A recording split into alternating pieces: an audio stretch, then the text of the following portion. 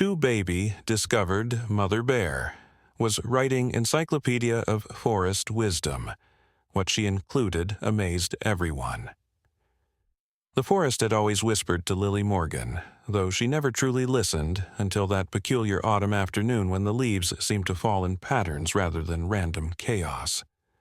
She stood at the edge of the woods behind her childhood home, watching golden light filter through branches that swayed without wind, creating shadows that danced with purpose rather than chance. The air carried something different that day, not just the usual scent of decomposing leaves and damp earth, but something older, something that made her skin tingle with recognition she couldn't name. Her fingers traced the rough bark of the nearest oak, and that's when she felt it.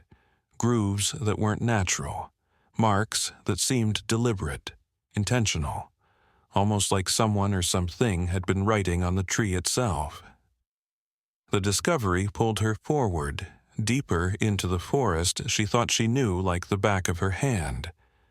Every tree she'd climbed as a child, every stream she'd crossed on fallen logs, every clearing where she'd built fairy houses from twigs and moss, all of it suddenly felt foreign, as if she was seeing it through new eyes. The marks on the oak weren't isolated, she realized, as she moved from tree to tree, finding similar patterns etched into bark, some fresh, others weathered by seasons of rain and snow. They weren't random scratches from animals sharpening claws or rubbing antlers. These were symbols, repeated with variations like letters in an alphabet she'd never encountered. Her heart beat steadily but firmly in her chest, not with fear, but with the kind of anticipation that comes when you're about to open a door you never knew existed. As she followed the trail of marked trees, Lily noticed how the forest seemed to grow quieter around her. Not the ominous silence of danger, but the respectful hush of a library or cathedral. Birds still sang, but softer, their melodies weaving together into something that sounded almost like a lullaby. Squirrels paused in their frantic gathering to watch her pass, their dark eyes holding knowledge she couldn't fathom. The path she followed wasn't worn by feet, but marked by those strange symbols, leading her away from the familiar trails she'd walked since childhood, toward a part of the forest she'd somehow never explored, despite living here for 28 years. The afternoon sun slanted lower, painting everything in honey and amber, and still she followed the marks. They grew more elaborate as she went deeper, simple scratches evolving into complex patterns that covered entire sections of bark. Some trees bore what looked like maps, with lines branching and converging in ways that reminded her of river systems or neural networks. Others displayed circular patterns that spiraled inward, drawing her eye to centers that seemed to pulse with meaning she couldn't grasp. Her grandmother had once told her that trees could talk to each other through their roots, sharing nutrients and warnings through fungal networks scientists were only beginning to understand. Looking at these marks, Lily wondered if someone had found a way to translate that conversation into something visible. The ground beneath her feet changed from the soft carpet of fallen leaves to something firmer, stones arranged in a way that felt deliberate rather than natural. She looked down and saw that even these rocks bore markings, smaller and more delicate than those on the trees, as if whatever had made them possessed different tools for different surfaces. The stones formed a path, not straight but winding, following the natural contours of the land while somehow maintaining a sense of direction and purpose. She thought about turning back, about grabbing her phone to take pictures, to show someone else what she'd found, but something held her in place, a certainty that this discovery was meant for her alone, at least for now.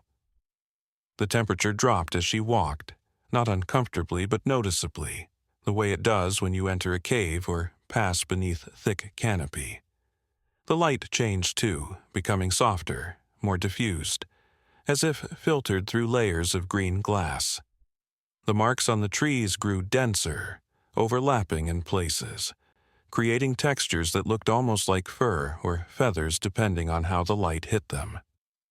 Some sections seemed to shimmer, and when Lily touched them she felt warmth despite the cooling air, as if the marks themselves held energy, memory, life.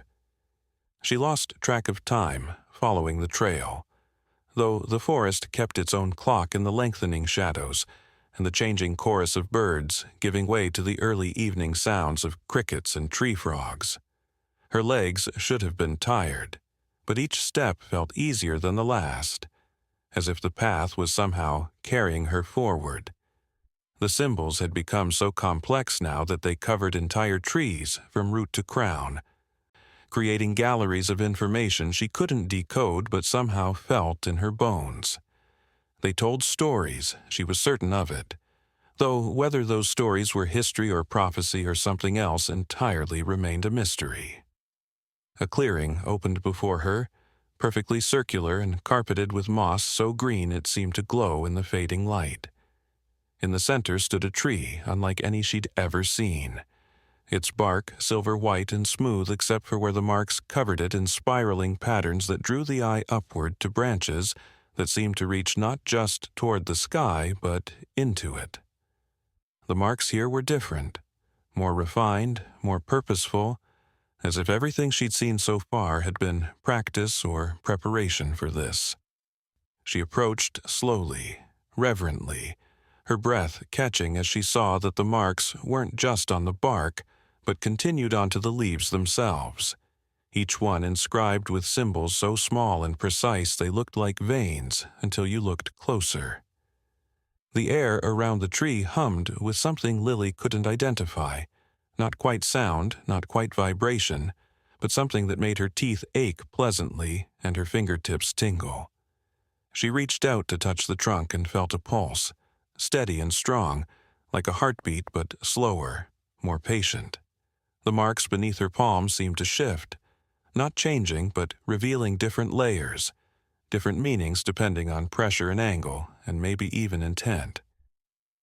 She pressed her forehead against the bark, closing her eyes, and for a moment she could have sworn she heard something. Not words, but meaning, flowing from the tree into her mind like water into a vessel. When she opened her eyes, the clearing had changed, or perhaps her ability to see it had changed.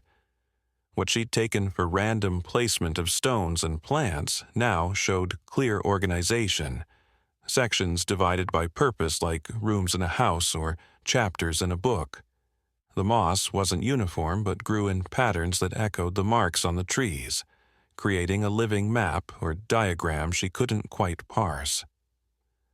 Mushrooms she hadn't noticed before glowed faintly in the growing dusk, arranged in circles and lines that connected different areas of the clearing, a network of communication or transportation she couldn't begin to understand. The discovery that truly stopped her breath wasn't the tree or the clearing, but what lay beyond it. Through a gap in the trees, she could see another clearing, and another beyond that, each one centered on a similar silver-barked tree, each one covered in marks and symbols, stretching into the forest as far as she could see. This wasn't just a single mystery, but an entire system, a library or university or cathedral made of living wood and patient growth. The scale of it overwhelmed her, made her sink to her knees on the soft moss. Not in worship, but in simple awe at the recognition that the forest had been keeping secrets far greater than anyone had imagined. As darkness began to fall in earnest, the marks on the trees began to glow, not brightly, but enough to see by, a gentle phosphorescence that turned the forest into something from a dream. The patterns seemed to move in the shifting light, telling stories or sharing information in a constant, quiet conversation. Lily sat in the center of the clearing, surrounded by this impossible discovery, and felt for the first time in her life that she was exactly where she was supposed to be. The forest had chosen to reveal itself to her, though she didn't yet understand why or what she was meant to do with this knowledge. She thought about her life outside the forest, her job at the library in town, her small apartment above the bakery, the ordinary routine of days that suddenly seemed like they'd been preparation for this moment. All those hours she'd spent organizing information, cataloging books, helping people find the knowledge they sought, had they been training for understanding this vast natural library? The thought made her smile. The idea that her quiet, unremarkable life might have had a purpose she'd never suspected. The forest had been patient, waiting for her to be ready, to have the skills and mindset needed to appreciate what it was showing her. The moon rose full and bright, adding its silver light to the glow of the marks, and Lily saw that even the moonlight seemed to interact with the symbols, creating new patterns and meanings in the interplay of light and shadow.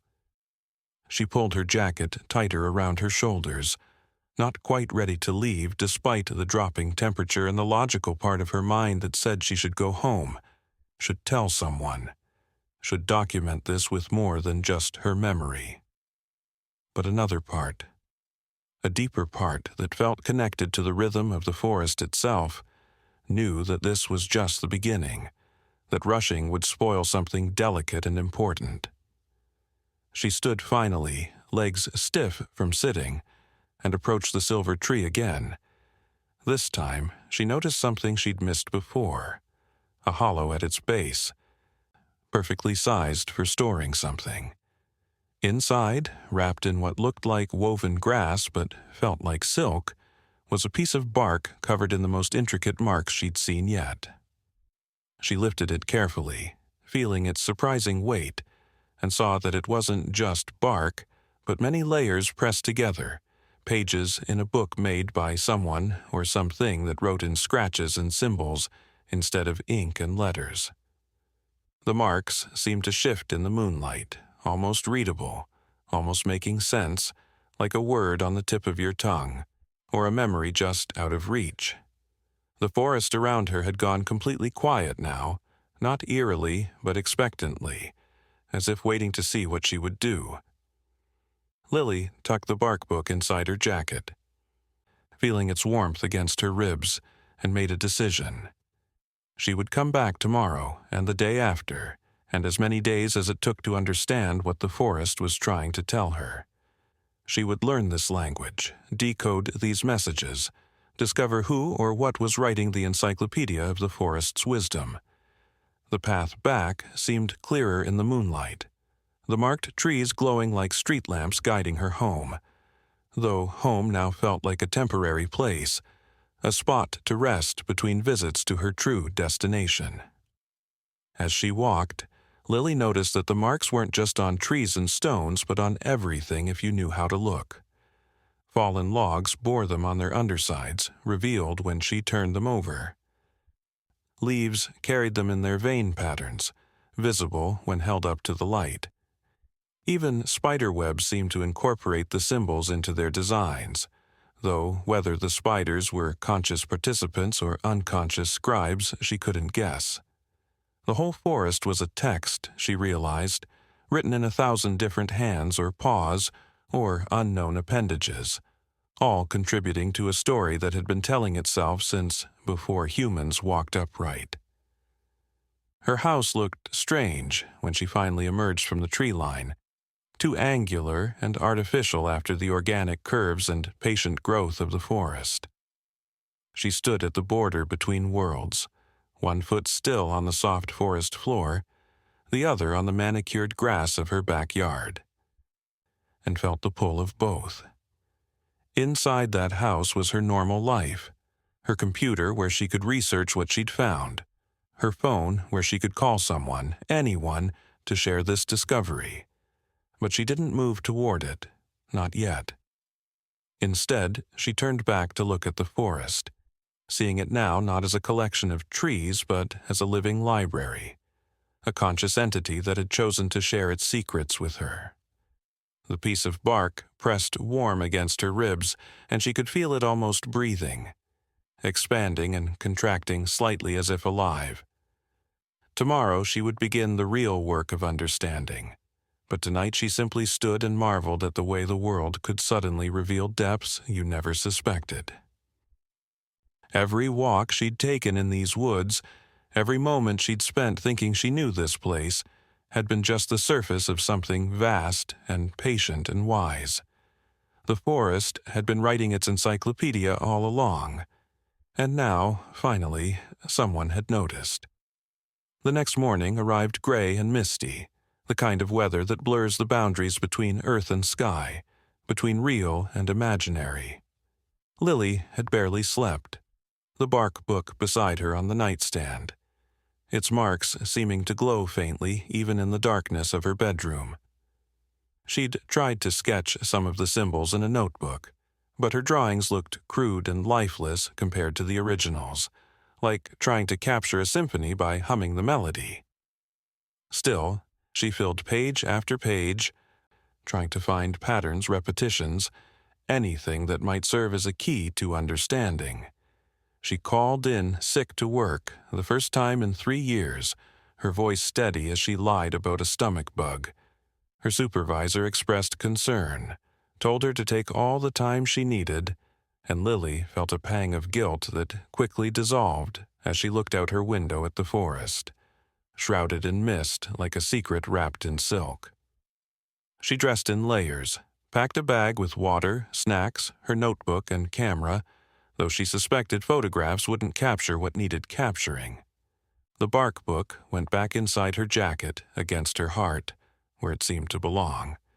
The forest felt different in the morning mist, quieter but more alive, as if the moisture in the air conducted messages between trees more efficiently.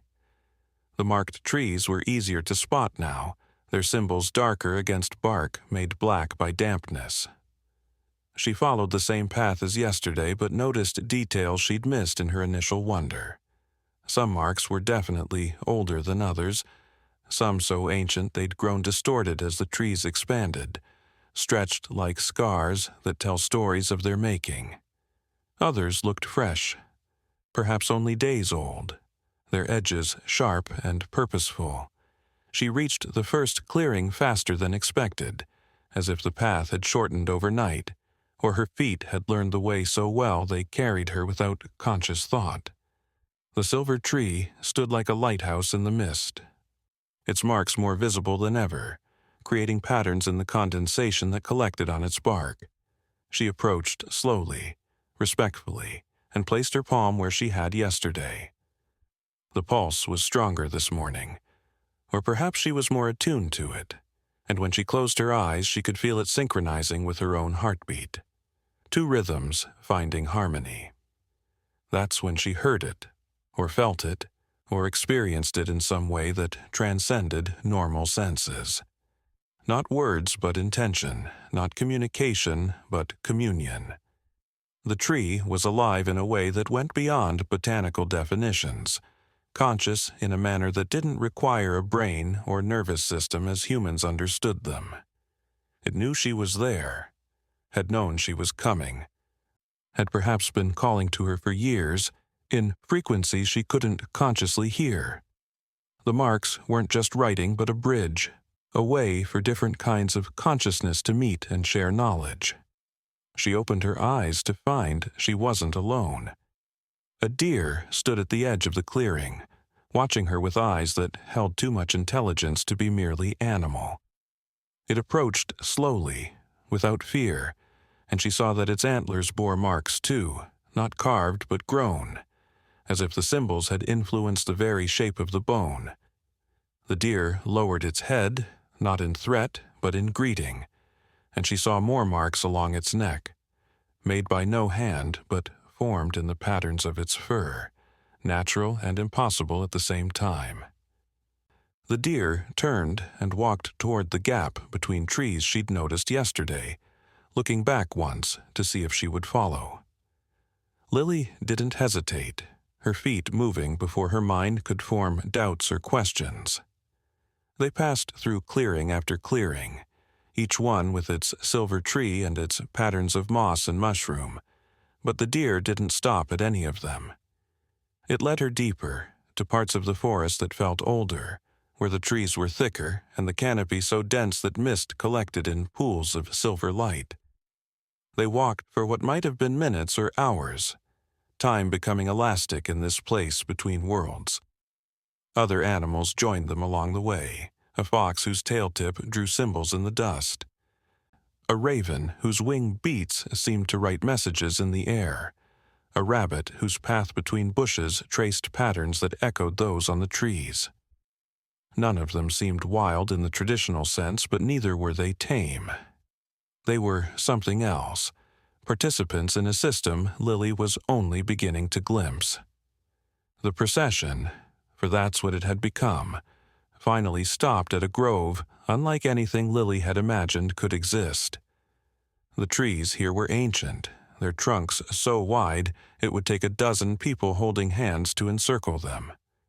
Every inch of bark bore marks, layer upon layer, century upon century of accumulated wisdom. But it was what lay in the center of the grove that made her gasp and sink to her knees. Not in reverence, but in pure, overwhelming wonder. A bear sat in the middle of the grove, but this was no ordinary bear. She was massive, her fur silver-tipped with age, her eyes holding depths of intelligence that made Lily's chest ache with recognition. Around the bear, arranged in perfect spirals and circles, were thousands upon thousands of objects, leaves, stones, pieces of bark, bones, feathers, shells, flowers both fresh and dried, all arranged in patterns that clearly held meaning. The bear was working even as Lily watched, selecting items with careful deliberation, placing them precisely, occasionally adjusting earlier placements with the patience of a master craftsman. The bear looked up, met Lily's eyes, and in that gaze was acknowledgement, welcome, and something that might have been relief. She had been waiting for someone to find her, to witness this work, to understand or at least try to understand what was being created here. The bear returned to her work, and Lily saw that she was using her claws to make marks on pieces of bark, adding them to the collection, creating new pages for what could only be described as an encyclopedia, though that word felt too small for what was being assembled. Lily approached slowly, her movements careful and respectful, until she could see the patterns more clearly. Each spiral told a story, she realized, not in linear narrative but in connections and relationships. This stone represented something, perhaps a specific place or event, and its position relative to the leaves around it conveyed meaning about seasons, growth, decay, renewal. The bones spoke of death but also of transformation, their placement showing how ending fed beginning in endless cycles. The flowers marked moments of beauty or perhaps healing, their dried petals holding memories of summer in the midst of autumn's documentation. The bear worked with absolute focus, but also with what Lily could only describe as joy. This wasn't a burden but a calling, a purpose that gave meaning to every day and season. Occasionally the bear would pause, close her eyes, and seem to listen to something Lily couldn't hear, then return to work with renewed purpose, adding elements or adjusting patterns based on information received from sources beyond human perception. The other animals watched from the edges of the grove, witnesses to this great work, perhaps contributors in ways Lily couldn't yet understand. As the day progressed, Lily began to notice patterns within patterns. The encyclopedia wasn't organized like any human reference work, with discrete entries and alphabetical order. Instead, it was holistic. Every element connected to every other in webs of meaning that spiraled out and back, creating a three-dimensional map of knowledge that existed in space and time simultaneously. To read one section, you had to understand its connections to all others. To see how the story of a single acorn related to the migration of birds and the quality of light at sunset, and the way grief feels in your chest when someone you love doesn't come home. The bear occasionally brought items to Lily, placing them in her hands with gentle care, allowing her to feel their weight and texture before showing her where they belonged in the grand pattern. A smooth river stone worn by centuries of water, placed just so to represent patience and persistence.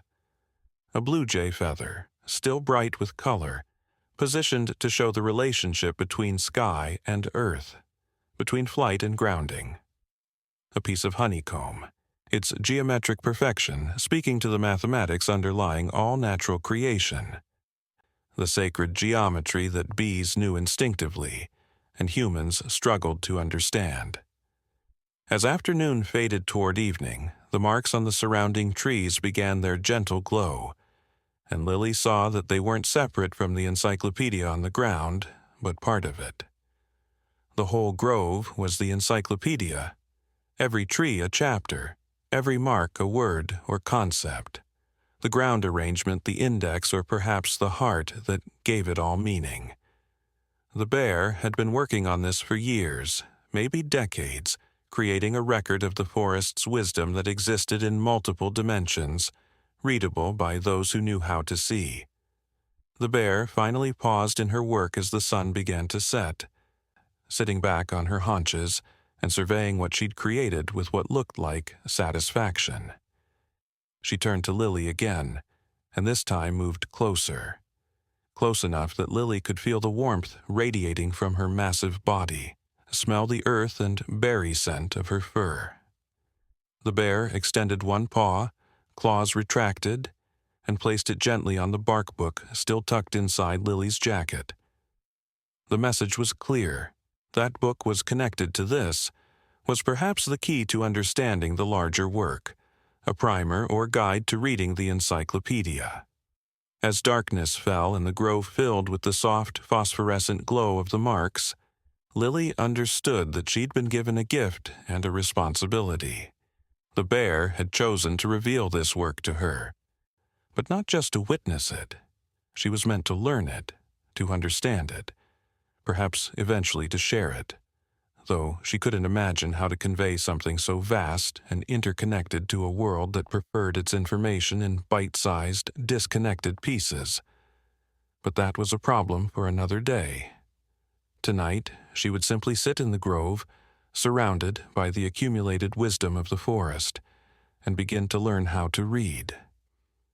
The bear settled beside her, a warm mountain of fur and patient breathing, and together they watched as fireflies emerged, their blinking lights adding another layer to the encyclopedia, writing temporary messages in the air that connected the permanent records on ground and bark. Other animals arrived as full darkness fell, each taking their place in the grove as if this was a nightly gathering, a living library where knowledge was shared through presence as much as symbol. An owl perched above, its calls adding sonic dimensions to the visual and tactile information. A family of raccoons arranged themselves in a pattern that seemed to complete a section the bear had been working on, their positions relative to each other conveying meaning about family, community, cooperation. Lily pulled out her notebook, but instead of trying to copy the symbols, she began writing her impressions, her feelings, the connections she was beginning to see. The encyclopedia wasn't meant to be translated directly into human language, she realized, but rather to teach a new way of thinking, one that didn't separate things into categories but saw the relationships between all things. The bear had been documenting not facts but wisdom, not data but understanding, creating a record that could only be read with both mind and heart engaged. As the moon rose, casting silver light through the canopy, the encyclopedia seemed to come alive, the patterns shifting and breathing, telling stories that changed depending on where you stood, what angle you viewed them from, what you brought to the reading. Lily saw her own life reflected in the arrangements, her childhood fears in the cluster of dark stones, her first love in the intertwined branches, her grandmother's death in the circle of dried flowers that somehow still held their scent. The bear had been documenting not just the forest, but the intersection of all lives that touched it, human and animal, plant and mineral, visible and invisible. She thought about the library where she worked, its neat rows of books, its catalog system designed to help people find exactly what they were looking for as quickly as possible. How different from this encyclopedia where finding what you were looking for required patience, observation, and a willingness to discover things you hadn't known you were seeking. Here, knowledge wasn't consumed but experienced, not possessed but participated in. The bear wasn't writing about the forest, she was writing as the forest, channeling its collective wisdom through her patient work. A memory surfaced, unexpected but suddenly relevant. Her grandmother, near the end of her life, had told her that the trees remembered everything, that they held the history of the world in their rings and roots. Lily had thought it was metaphor, the kind of poetic truth elderly people spoke when literal truth became less important than meaning. But looking at the bear's encyclopedia, she wondered if her grandmother had known something, had perhaps even seen something like this, had been trying to prepare her for this moment without being able to explain it directly. The bear stood and moved to another section of the grove, beginning what seemed to be a new chapter, or perhaps an addendum to an existing one. She selected materials with even more care than before, holding each item for long moments as if listening to its story before placing it. Lily watched her work and understood that this wasn't just documentation but active creation, that the encyclopedia grew and changed as the forest itself grew and changed, that it was less a record of what was than a living expression of what is. She must have dozed, because suddenly the grove was filled with pre-dawn light, that gray moment before color returns to the world. The bear was still working, having created an entirely new section during the night, a spiral of white stones and pale flowers that seemed to glow with their own light. The other animals had shifted positions too, creating new patterns, new connections, new meanings. The encyclopedia was never static, never complete, always becoming something more than it was the moment before. Lily stood, stretching muscles stiff from sitting, and approached the bear one more time. She placed her hand on the massive head, feeling the warmth and life beneath the fur, and made a promise without words. She would return, would learn, would become part of this great work in whatever way she was meant to. The bear leaned into her touch for just a moment, acknowledgement and acceptance, then returned to her work as if Lily had always been part of the grove, another element in the ever-expanding pattern. The walk home was different this time. Lily saw the marks everywhere now, not just on trees but in the flight patterns of birds, the arrangement of clouds, the way shadows fell across the path. The whole world was writing itself, had always been writing itself, and humans had simply forgotten how to read. But the bear remembered. And now Lily was beginning to remember too, though she suspected it would take a lifetime to truly understand even a fragment of what was being revealed. Her house looked even stranger now, a box of straight lines and right angles in a world that preferred curves and spirals. She sat at her kitchen table, the bark book before her, and began to study it properly. In the morning light she could see that the marks were organized, that there were repeated patterns, base symbols that combined to create more complex meanings. It was a language, but not like any human language. It was more like music, where notes could combine into chords, where rhythm and melody and harmony created meaning greater than their individual parts. She thought about calling someone, about sharing this discovery, but who would believe her? And more importantly, was it hers to share? The bear had chosen to reveal this to her specifically, had trusted her with knowledge that had been kept secret for who knows how long. There must be a reason for the secrecy, a purpose to the hiddenness. perhaps the world wasn't ready for this knowledge. Or perhaps it was meant only for those who could find it on their own, who could prove themselves worthy through patience and observation and respect. Days passed, then weeks, and Lily developed a routine. She would spend her mornings at the library, doing her job, maintaining her normal life. But her afternoons and evenings belonged to the forest. She learned to read the basic marks, to understand the fundamental patterns, though the deeper meaning still eluded her. The bear accepted her presence, even seemed to expect it, occasionally bringing her new pieces to examine, testing her understanding. Teaching through example rather than explanation. Other people began to notice changes in her, commenting that she seemed different, more peaceful, more present. She smiled and made excuses about meditation or better sleep, but the truth was that learning the encyclopedia had changed how she saw everything. Problems that once seemed insurmountable now appeared as part of larger patterns, temporary disruptions and cycles that would eventually self-correct. Loss and grief were still painful but also necessary, parts of stories that continued beyond individual chapters. One evening, as autumn deepened toward winter, the bear did something new. She led Lily to a section of the grove that had been covered with leaves, hidden from view. Beneath was an arrangement older than the others, the materials degraded but still holding their positions, telling their story. Lily studied it carefully and gradually understood that this was the beginning, the first entry in the encyclopedia, the seed from which all the rest had grown. It was simple, just a circle of stones with a single feather in the center, but it contained the essence of everything that followed, the recognition that all things are connected, that nothing exists in isolation, that wisdom comes from understanding relationships rather than things. The bear sat beside this first entry and for the first time made a sound, not quite a growl, not quite a purr, but something that vibrated through Lily's bones and made her eyes fill with tears she couldn't explain. It was recognition, she realized, the same recognition she'd felt when she first found the marks on the trees.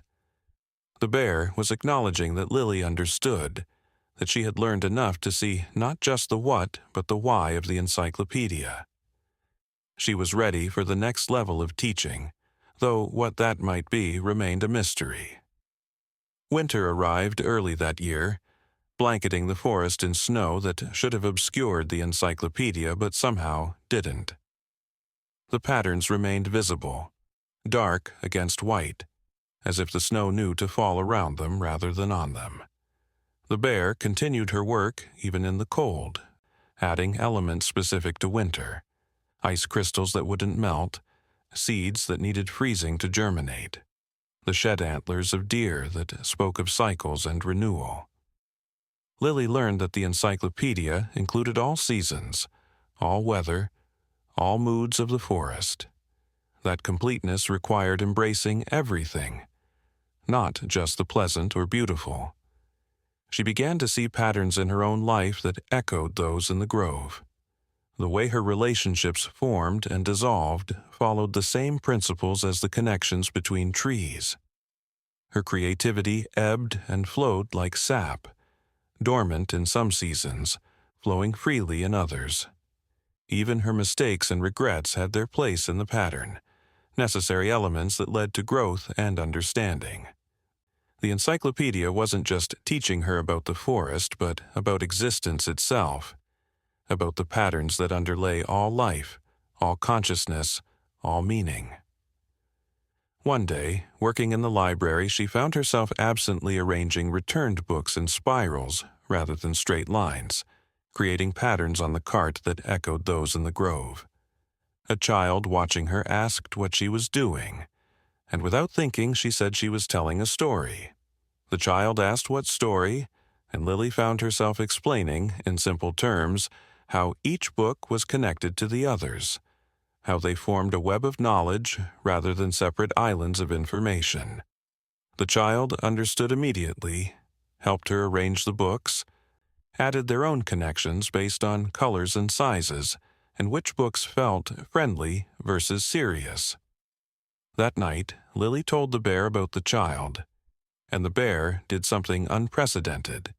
She stood on her hind legs, towering above Lily, and placed both paws on Lily's shoulders. It wasn't threatening but ceremonial, like a blessing or perhaps an appointment. When the bear dropped back to all fours, she led Lily to a section of the grove that had always been empty, a space Lily had assumed was being saved for future work. The bear sat at the edge of this space and looked at Lily expectantly. Understanding dawned slowly, like sunrise through fog. This space was for her, for Lily to begin her own contribution to the Encyclopedia. She was no longer just a student but a participant, invited to add her own understanding to the collective wisdom. The thought terrified and thrilled her in equal measure. What could she possibly add to something so vast and profound? But the bear waited patiently, and Lily realized that her hesitation was itself worth documenting, that the human perspective, with all its doubt and wonder, was a necessary part of the forest's story. She began simply with a handful of objects from her pockets: a library card, worn soft from use, a photograph of her grandmother, a pencil, broken but still functional, a key to the house she no longer felt entirely at home in. She arranged them carefully, trying to show the relationship between human knowledge and natural wisdom, the way one could lead to the other if you remained open and observant. The bear watched, occasionally huffing approval, or nudging items into slightly different positions, teaching even as Lily created. As winter deepened, Lily's section of the Encyclopedia grew. She added elements that bridged human and natural worlds, showing how the patterns repeated across different scales and contexts. A circuit board from a broken computer, its pathways echoing the fungal networks beneath the forest floor.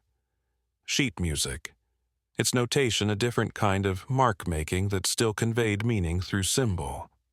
A map of the town, showing how human settlements followed the same branching patterns as trees and rivers, despite our illusion of imposing order on chaos.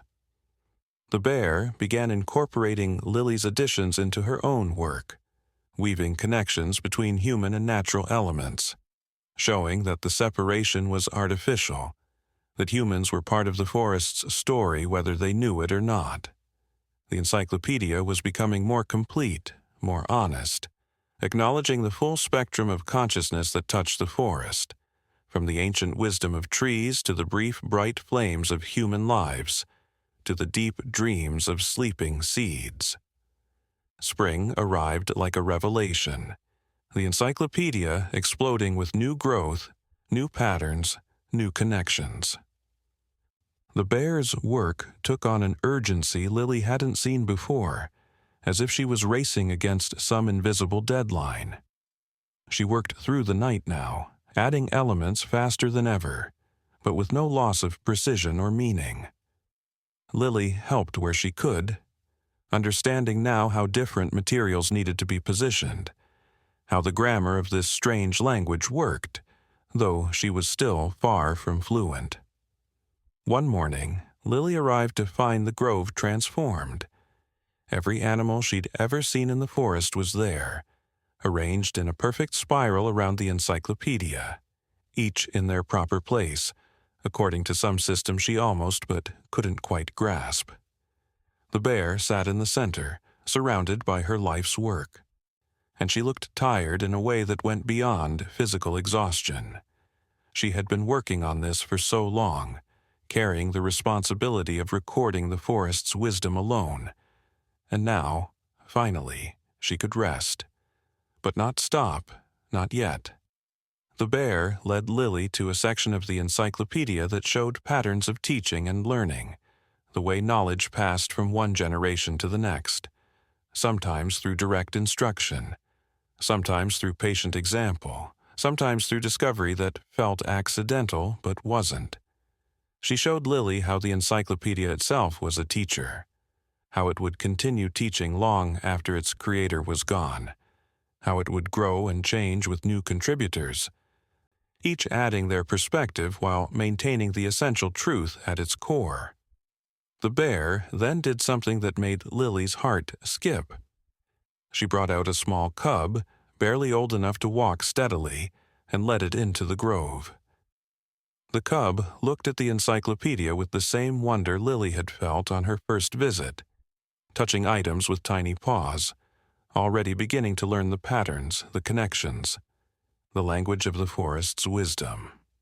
The bear was training her successor, ensuring the work would continue, that the encyclopedia would not end with her. Lily understood then that she had been part of a larger plan all along.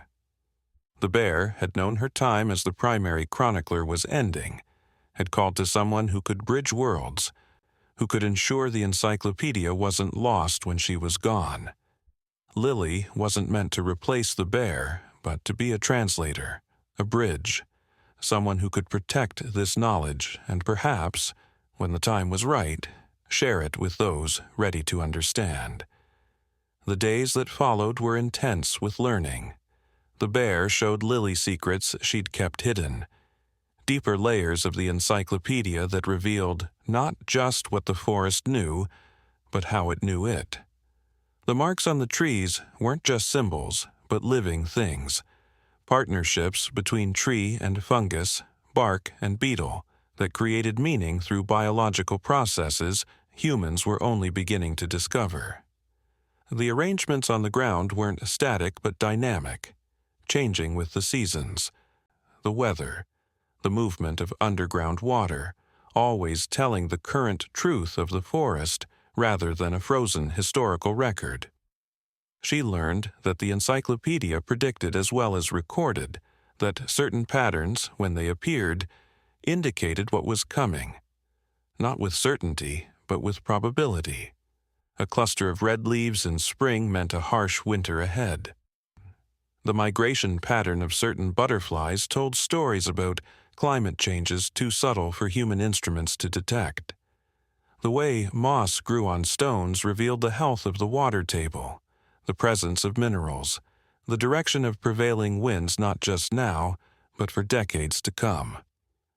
But the most profound revelation came when the bear showed her how the encyclopedia was connected to others like it, that forests around the world had their own chroniclers, their own wise bears or elephants or whales or ravens, each recording their ecosystem's wisdom in ways appropriate to their place and time. They communicated through means Lily couldn't fully understand, through fungal networks that spanned continents, through bird migrations that carried messages, through water cycles that connected all life. The encyclopedia she was learning was just one node in a vast network of natural wisdom, a single voice in a global conversation about life, death, growth, and meaning. The summer that followed brought revelations that changed everything Lily thought she understood about the encyclopedia. The bear's cub had grown rapidly, already beginning to add small contributions to the ever-expanding patterns.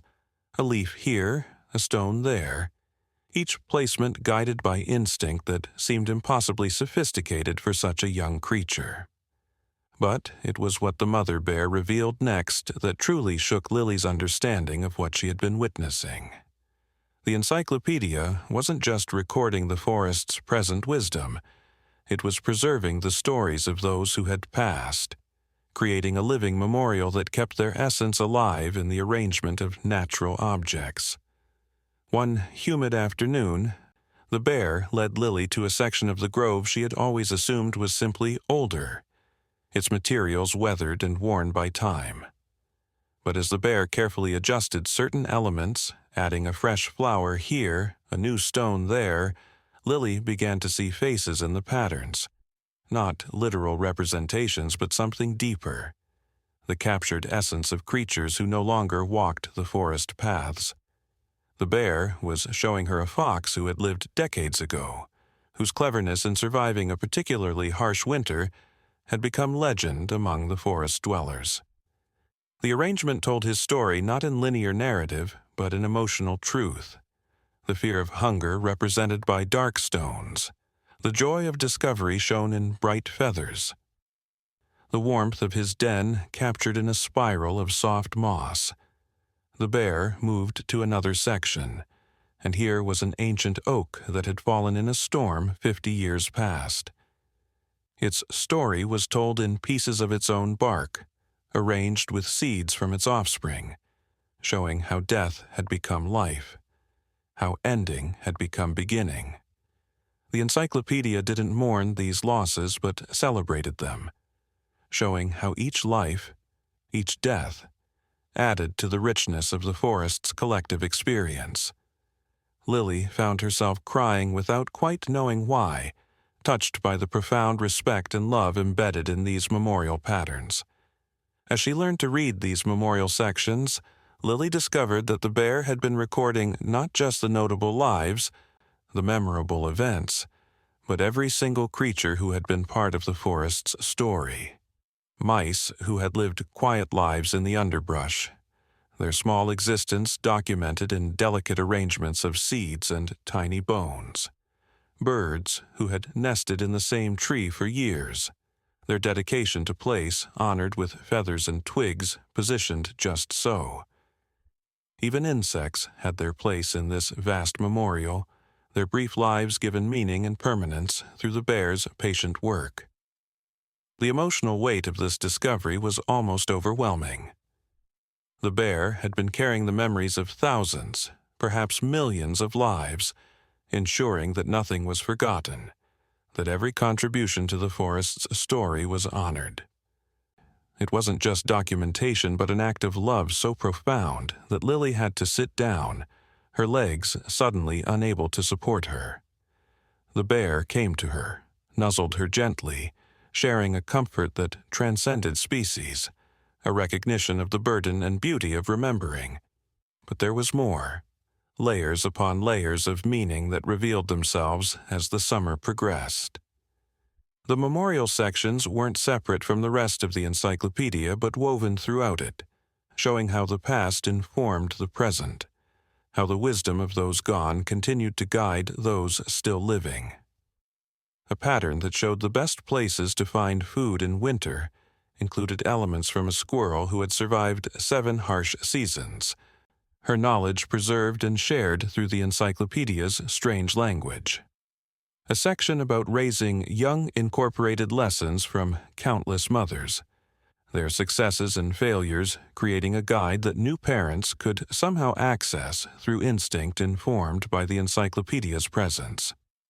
Lily began to understand that the forest itself was conscious in a way that human science couldn't yet explain, that the encyclopedia was both a product of and contributor to this consciousness.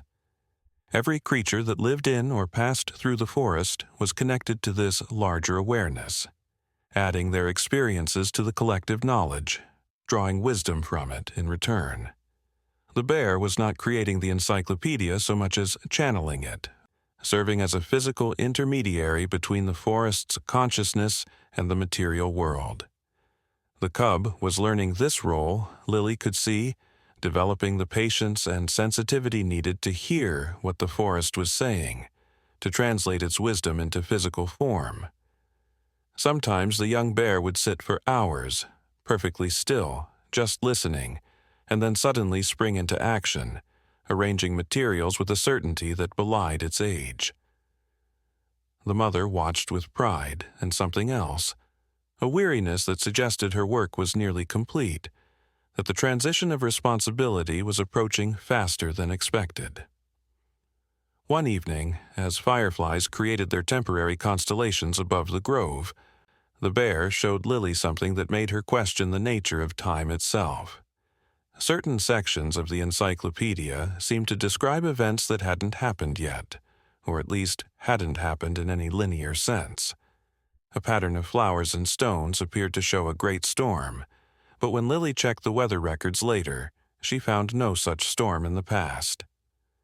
3 weeks later, it arrived exactly as the encyclopedia had shown, down to the specific trees that would fall and the new streams that would form in its aftermath.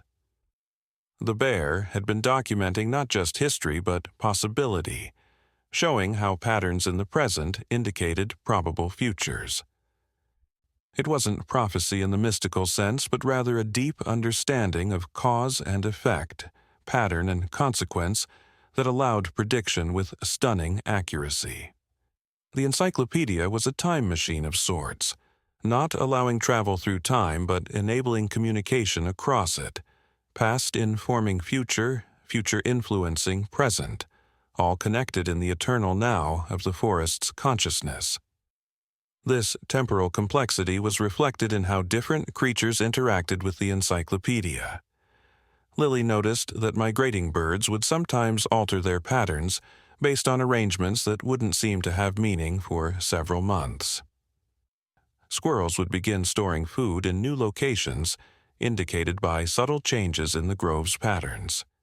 Even the trees seemed to respond, growing in directions that made no sense until a year later, when they provided perfect shelter for animals fleeing an unusual weather event the encyclopedia had somehow anticipated. The human implications of this were staggering.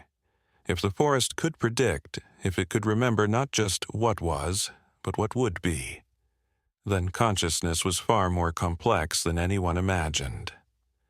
Lily thought about the climate crisis, about extinction, about all the environmental destruction humans had wrought, and wondered if the encyclopedia contained solutions, warnings, guidance that could help if only someone could fully decode its language. But she also understood why this knowledge had been kept hidden. Humanity had a tendency to exploit what it didn't understand, to turn wisdom into commodity, sacred into profitable. As autumn approached, the bear's work took on a different quality. She was no longer adding new sections but refining existing ones, creating connections between distant parts of the encyclopedia, building bridges of meaning that spanned the entire grove. She would take Lily's hand, or paw rather, and guide it over certain patterns, teaching through touch what couldn't be conveyed through sight alone. The textures told stories. Smooth stones speaking of patience, rough bark telling of struggle, soft moss whispering of comfort and rest. The bear also began showing Lily the seasonal rituals that maintained the encyclopedia. Certain sections needed to be covered with leaves in winter to preserve them. Others required exposure to rain, the water activating something in the materials that renewed their meaning. Some patterns had to be rebuilt entirely each spring, not because they had degraded, but because the rebuilding itself was part of the message, showing how knowledge must be actively maintained, not passively preserved. There were also protective rituals, ways of ensuring the encyclopedia remained hidden from those who might harm it or misuse its wisdom.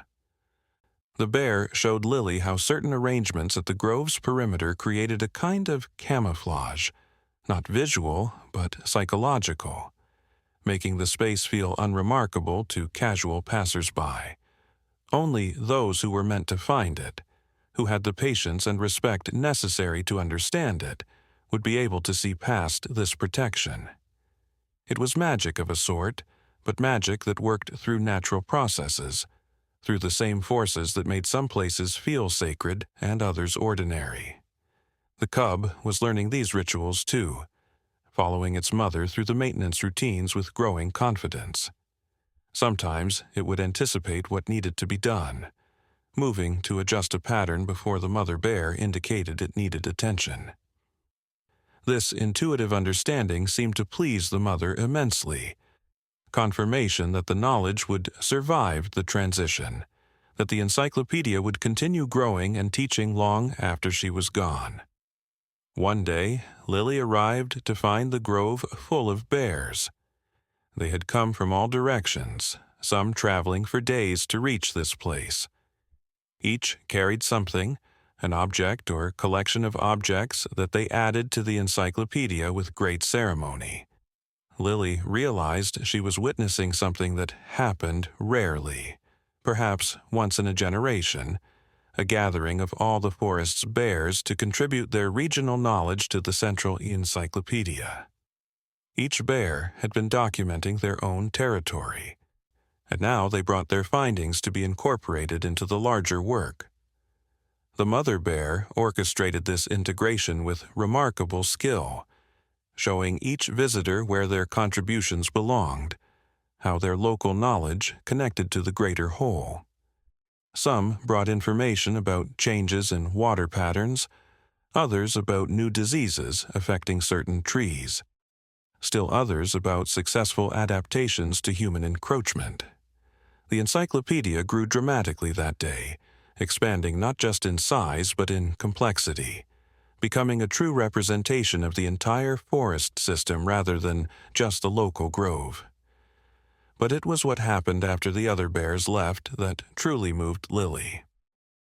The mother bear led her to a section that had been created that day, a pattern that included elements from every visiting bear, but centered on something Lily recognized: the pencil she had contributed months ago. The bears had acknowledged her participation, had accepted her as part of the forest's story, had incorporated human perspective into their collective wisdom.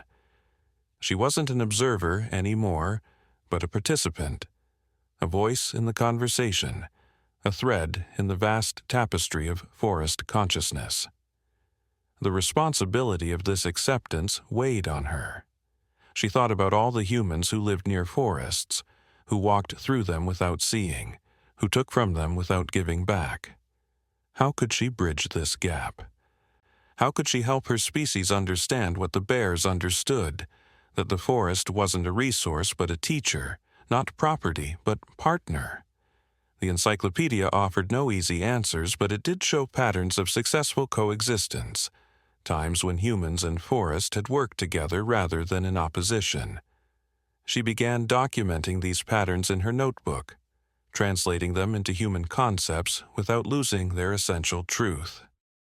Balance, reciprocity, patience, respect, these were the foundations of forest wisdom, principles that humans had once known but had largely forgotten in their rush toward progress and profit.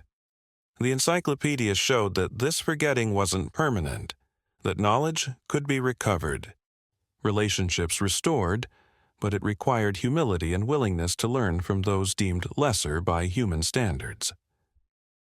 The bear cub had grown considerably by now, nearly as large as its mother had been when Lily first found the grove. It worked with increasing sophistication, creating patterns that showed not just understanding but creativity, adding new dimensions to old stories, finding connections its mother hadn't seen.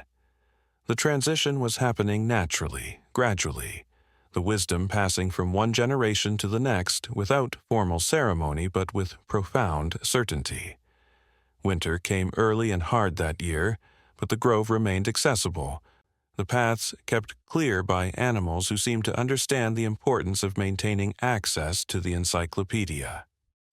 Lily came every day now, helping with the winter maintenance, learning the songs the bear hummed while she worked, wordless melodies that seemed to resonate with the patterns, activating something in them that kept them vital despite the cold.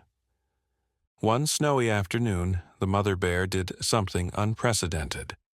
She began dismantling a section of the encyclopedia, carefully removing each element and setting it aside.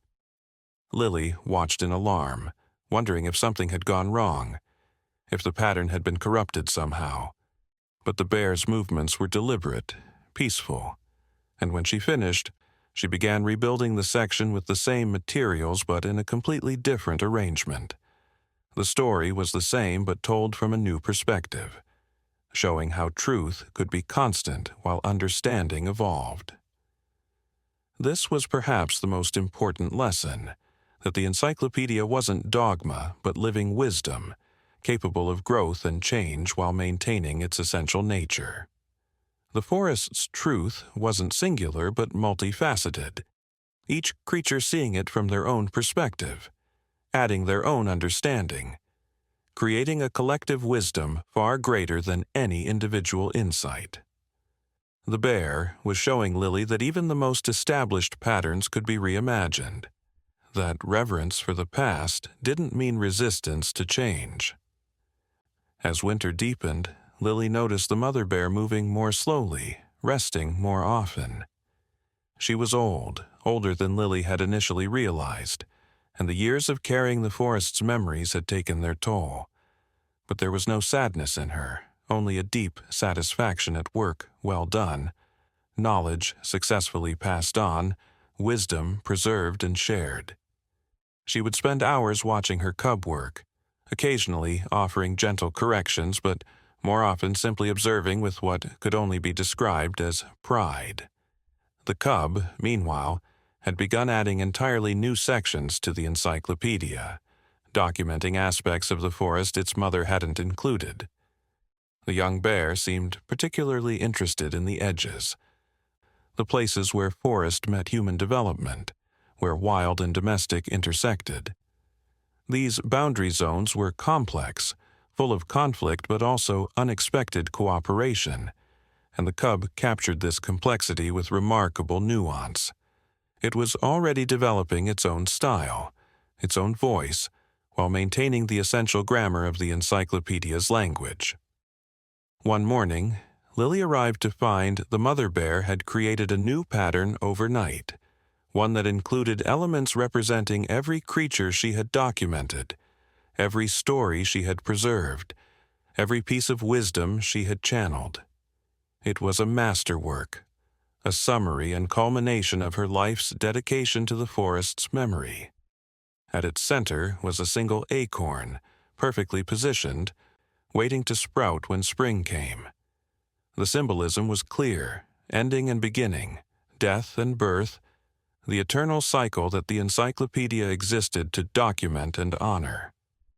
The bear looked at Lily with eyes that held decades of patience and knowledge, and Lily understood that their time together was drawing to a close. Not immediately, but soon, the mother bear would take her place in the encyclopedia she had spent her life creating, her story joining those she had preserved, her wisdom becoming part of the forest's eternal conversation. The cub would continue the work, aided by Lily and perhaps others who would be called to witness and participate in this great project.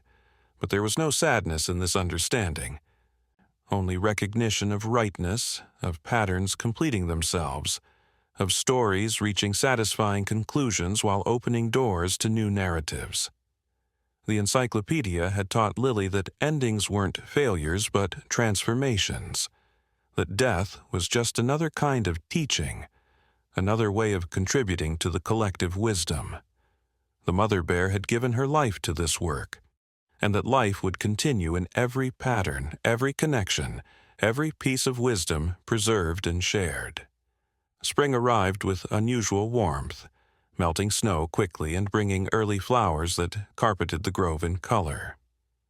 The encyclopedia responded to this seasonal shift with its own flowering, patterns that had seemed dormant through winter suddenly revealing new meanings, new connections. The acorn at the center of the mother bear's final pattern had indeed sprouted, its tiny green shoot reaching toward light with the same patient determination that characterized all forest growth. The mother bear spent most of her time now watching rather than working, though watching implied passivity that wasn't accurate. She was observing, certainly, but also somehow participating through her observation, her presence adding something essential to the grove's atmosphere. The cub worked with full confidence now, no longer looking to its mother for approval, but occasionally bringing her special items to examine, sharing discoveries with the joy of a child showing treasures to a beloved parent. Other animals began visiting more frequently, as if aware that something was changing, that they should come while they could. They would sit near the mother bear, sometimes for hours, not obviously communicating but clearly exchanging something, perhaps memories, perhaps gratitude, perhaps simple companionship. Even predator and prey seemed to set aside their usual relationships in the grove, united in their respect for the bear and her work. Lily found herself spending entire days in the grove, calling in sick to work more frequently, unable to explain why she needed to be there, but knowing with certainty that she did. She'd begun adding more of her own contributions to the Encyclopedia, sections that bridged human and natural wisdom in ways that surprised even her. A pattern using circuit boards and seeds to show how information networks, whether digital or fungal, followed the same fundamental principles. An arrangement of books and leaves that demonstrated how human stories and forest stories were ultimately the same stories told in different languages. The bear cub watched these additions with interest, sometimes adding its own elements to extend or complicate Lily's patterns. They were learning from each other, teaching each other, creating a collaboration that neither could have achieved alone. This felt important, this crossing of species boundaries to create something new while honoring something ancient. It was what the Encyclopedia had always been pointing toward, the recognition that wisdom belonged to no single species, but emerged from the interaction of all consciousness.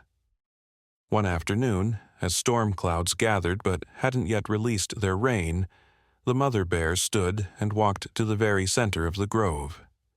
She stood there for a long moment, surveying all she had created, all she had preserved, all she had taught.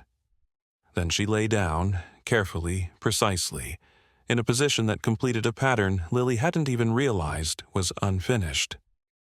The bear's body became part of the Encyclopedia, her physical form adding the final element to a story that had been building for decades.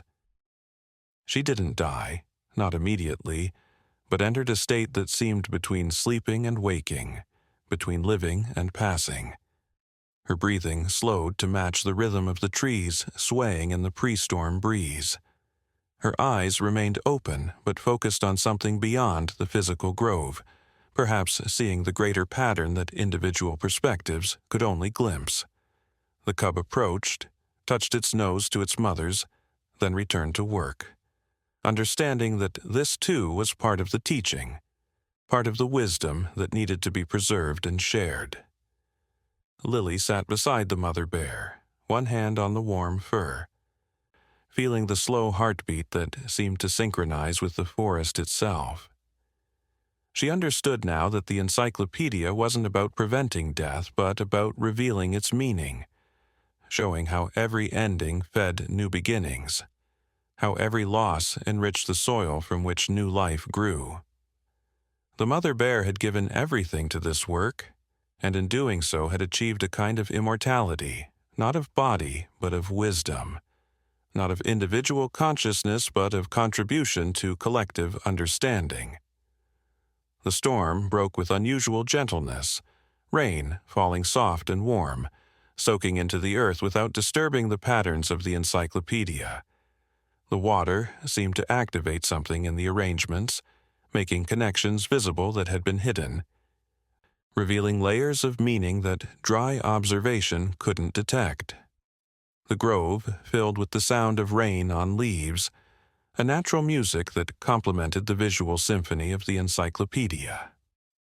As the rain continued, other bears began arriving again, but this time they came quietly, respectfully, forming a circle around the grove. They had come to witness, Lily realized, to honor the passing of a great teacher, to ensure the continuation of the work. The cub continued working through it all, showing that the Encyclopedia would not pause for grief, that documentation and preservation continued regardless of personal loss, because the work was larger than any individual, more important than any single life. The mother bear's breathing grew slower, deeper, until it matched the rhythm of the earth itself. Lily felt the moment when consciousness shifted, when the bear's awareness expanded beyond her body to merge with the forest consciousness she had served so faithfully.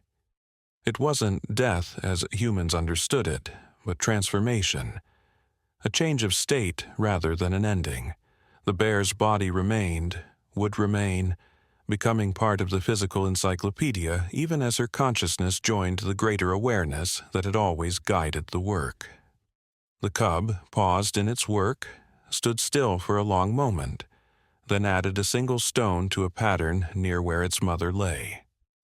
The stone was nothing special, just a river rock worn smooth by water and time, but its placement was perfect, completing something, beginning something, marking transition without disrupting continuity.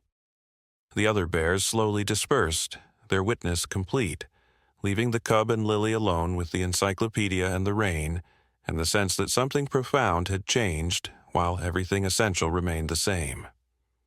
In the days that followed, Lily watched the cub take full ownership of the work. The young bear worked with a confidence that seemed impossible for its age, but the encyclopedia itself seemed to guide it, patterns suggesting their own completion, arrangements indicating their own necessary adjustments. The forest consciousness that had worked through the mother now worked through the child, the wisdom continuing its expression through a new but equally capable channel. Lily's role evolved too. She became not just an observer or occasional contributor, but an active partner in the work. She brought materials from the human world that added new dimensions to the encyclopedia, showing how human activity had become part of the forest's story, whether intentionally or not. Plastic that would last centuries became markers of this particular era. Electronic components showed how humanity was creating its own kind of consciousness, primitive compared to the forests, but following similar patterns of connection and communication. The cub accepted these additions without judgment, incorporating them into patterns that showed not just what was, but what could be. Some arrangements seemed to suggest ways human technology and forest wisdom could merge beneficially. Others warned of paths that led to mutual destruction. All were documented with the same patient attention, the same commitment to truth over preference, understanding over judgment. Summer came again, and with it a growth spurt in both the cub and the encyclopedia. New sections appeared almost daily, documenting changes in the forest that reflected larger global patterns.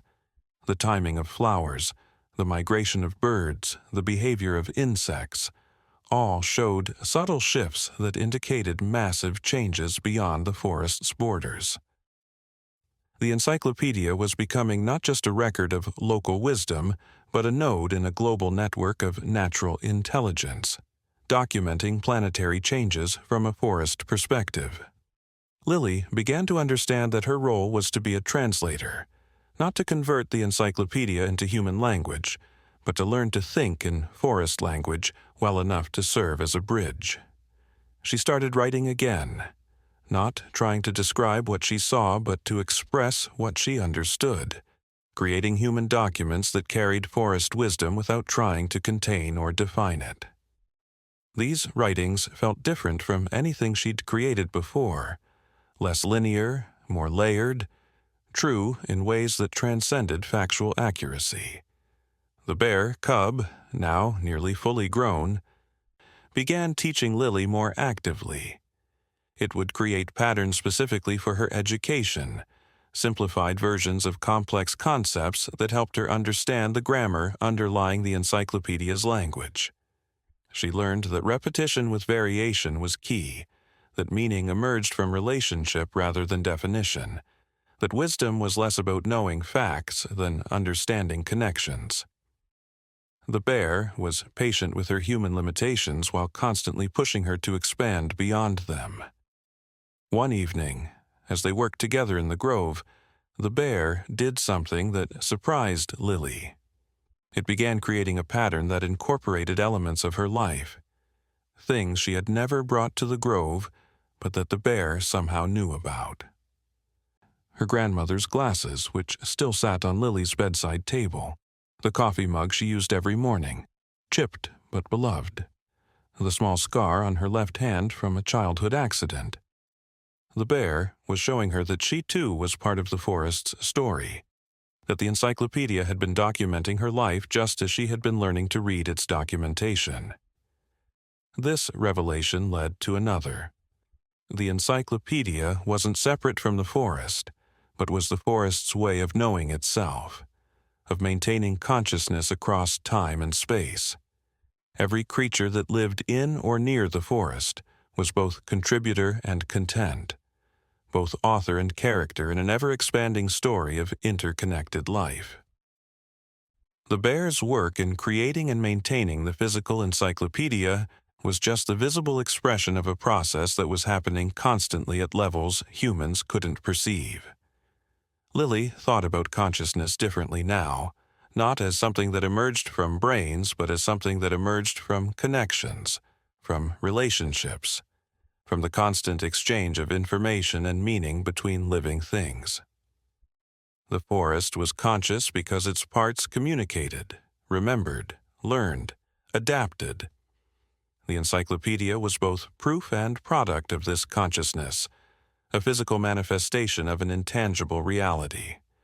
As autumn approached once again, the bear began preparing for winter in ways its mother had taught through example rather than instruction. Certain patterns needed to be protected, others exposed to the coming cold. Some materials needed to be replaced before frost made them brittle. The bear worked with steady purpose, and Lily helped where she could, their collaboration now smooth and intuitive, requiring few gestures and no words to coordinate their efforts. The encyclopedia had grown beyond the original grove, spreading into adjacent clearings, following deer paths and stream beds, creating a network of connected nodes that could be read separately or as a whole. Each section maintained its own character while contributing to the larger narrative. Some areas focused on water, documenting the stories of streams and rain, ice and mist. Others concentrated on soil, showing the slow transformation of rock to earth, the patient work of roots and worms, and microscopic life. Lily had given up trying to estimate how many individual elements made up the encyclopedia. Millions, certainly, perhaps billions if you counted every leaf and stone and twig, but the number was less important than the relationships between elements, the patterns that emerged from their arrangement, the stories they told together that none could tell alone. It was like trying to count the words in a language, possible, but missing the point that meaning came from combination, not enumeration. The bear had begun training other animals now, showing them how to contribute to the encyclopedia in their own ways. Raccoons learned to arrange shells and bones in meaningful patterns. Birds were taught to place feathers and seeds with intentional precision. Even insects seemed to participate, their paths through the grove creating temporary patterns that added fleeting but important information to the permanent arrangements. The encyclopedia was becoming truly collective, a forest-wide project rather than the work of a single, dedicated bear. Lily wondered sometimes about the bears in other forests, the ones who had visited that day, whether they were creating similar collaborations, teaching other humans, building bridges between worlds that had been separated by misunderstanding and exploitation. She hoped they were, hoped the encyclopedia was just one of many such projects, that around the world nature was finding ways to share its wisdom with any humans, humble enough to listen and patient enough to learn. One morning, she arrived to find a young woman standing at the edge of the grove, looking at the patterns with the same wonder Lily had felt on her first encounter. The woman was an artist from town, someone Lily knew by sight but had never spoken to. She stood frozen, overwhelmed by what she was seeing, trying to understand what she was looking at. Lily approached slowly, remembering her own first moments of discovery, and began to explain, carefully, gently, what the encyclopedia was, what it meant, what it offered to those willing to learn its language. The artist listened with growing excitement, seeing connections to her own work, her own attempts to capture truth through arrangement of color and form. She asked if she could draw the patterns, and Lily looked to the bear, who considered for a moment, then gave what could only be interpreted as consent. Another bridge was being built, another translator being trained, another human being invited into the conversation between humanity and nature.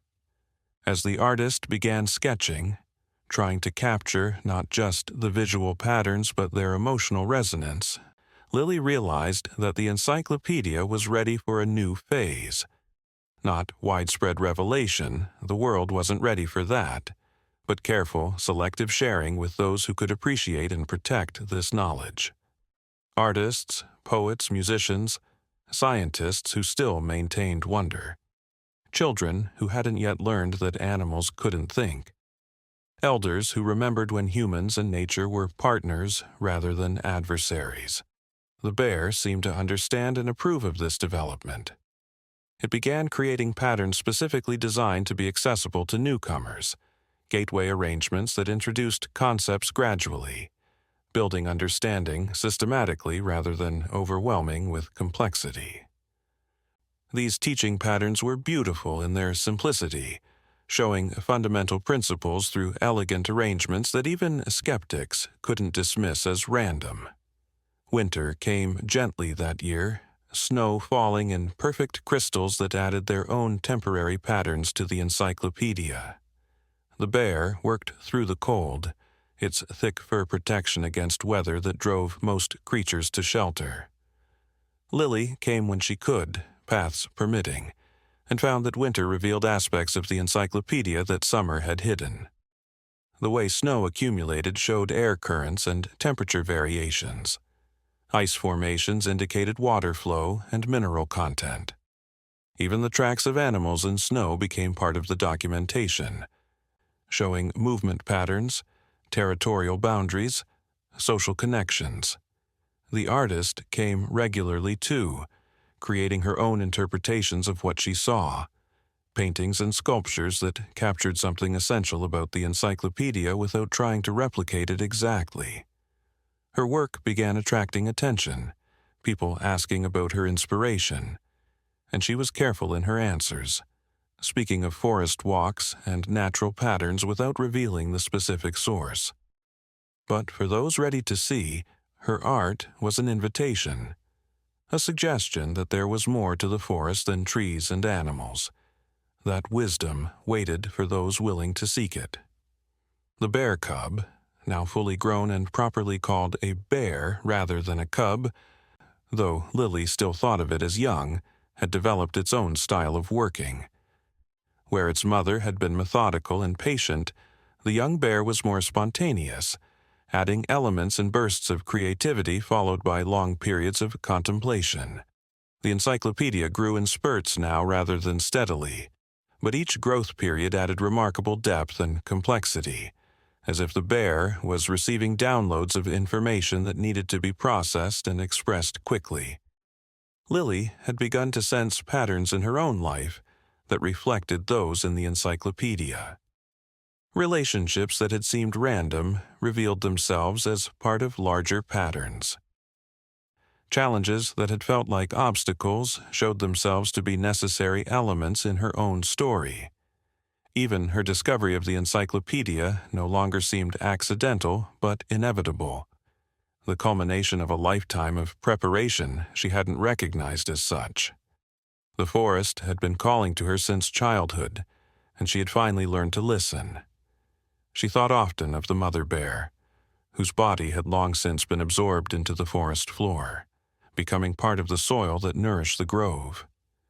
But her presence was still felt in every pattern, every arrangement, every element of the encyclopedia she had devoted her life to creating.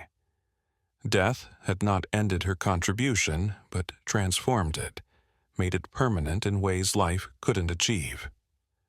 She had become the encyclopedia in the most literal sense, her physical form now part of the patterns, her consciousness merged with the forest's greater awareness.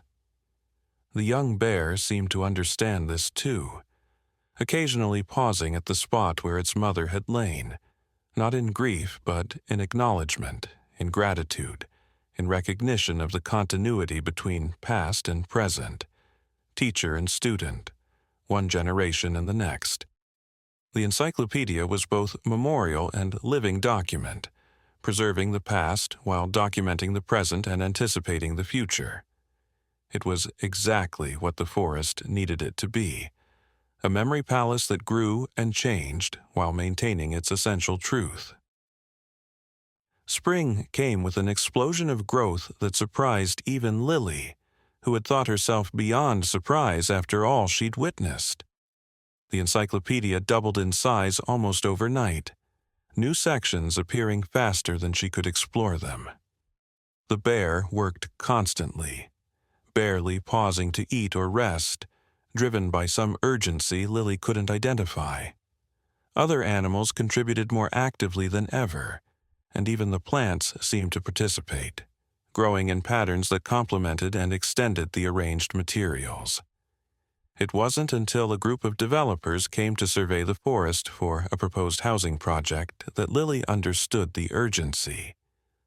The forest knew it was threatened, could sense the approaching danger through vibrations in the earth. Changes in the air, the anxiety of animals who had witnessed similar destruction elsewhere.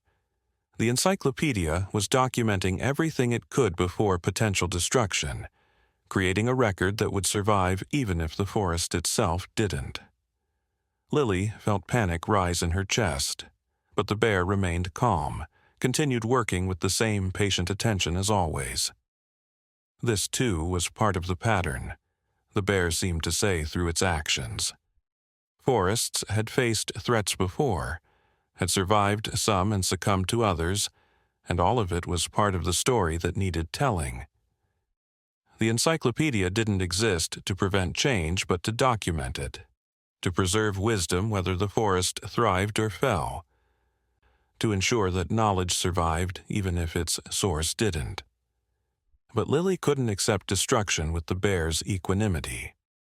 She began documenting the encyclopedia more urgently, taking photographs despite knowing they couldn't capture its essence, making detailed notes despite knowing words couldn't convey its meaning.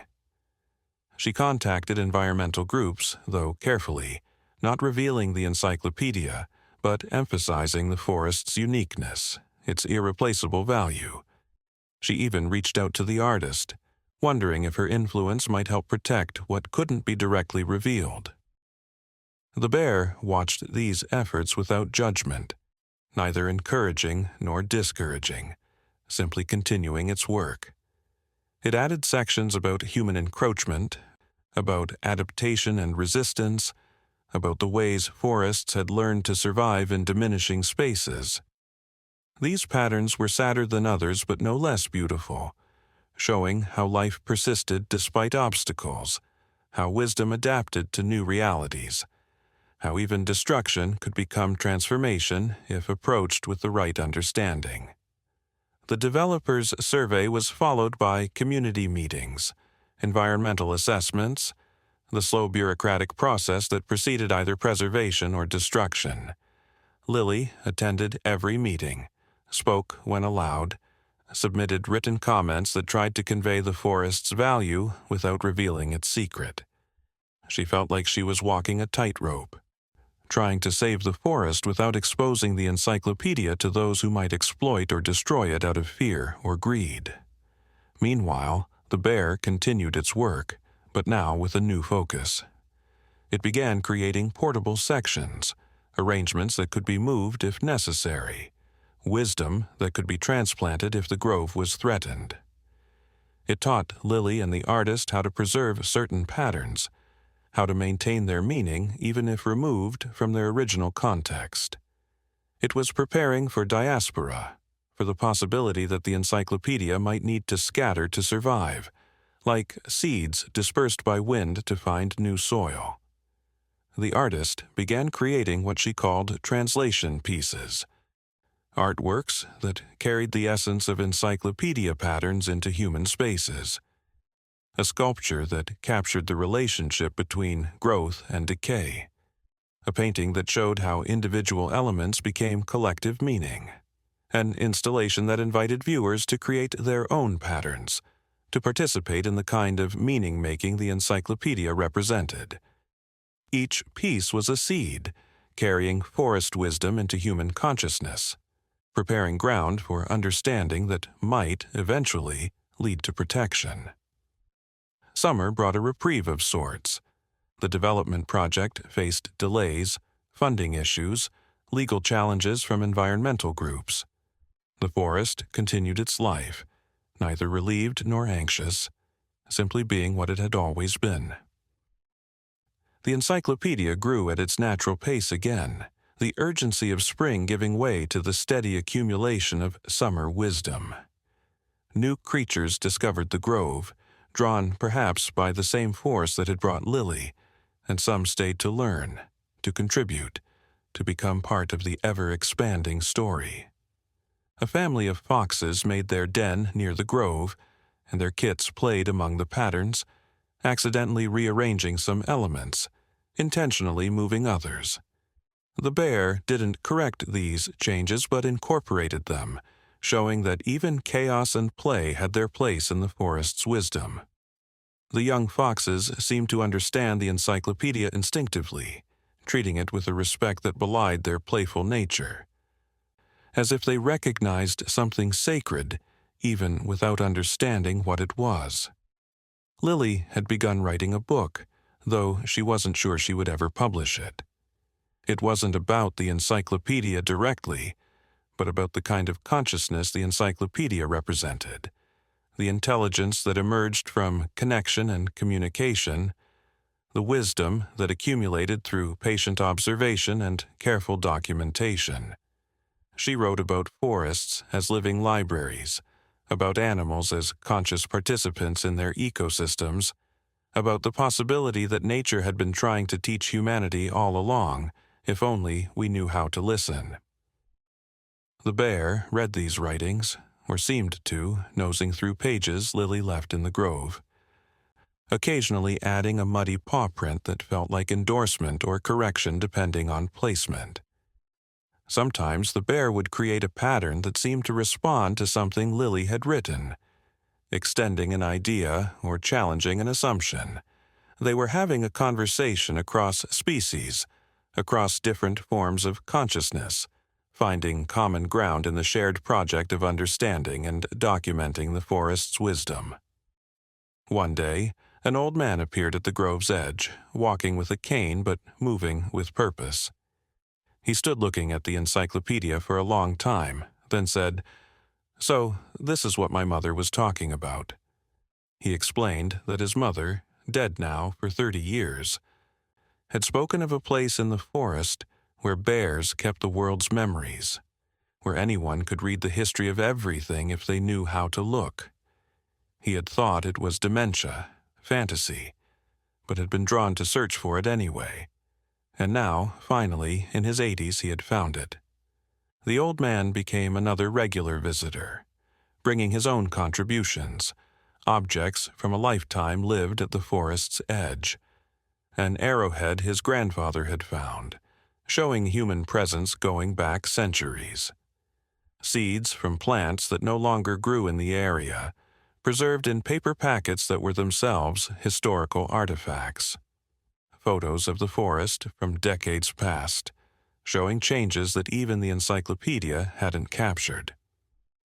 He understood intuitively what the encyclopedia was, needed no explanation, as if he had been prepared his whole life for this discovery.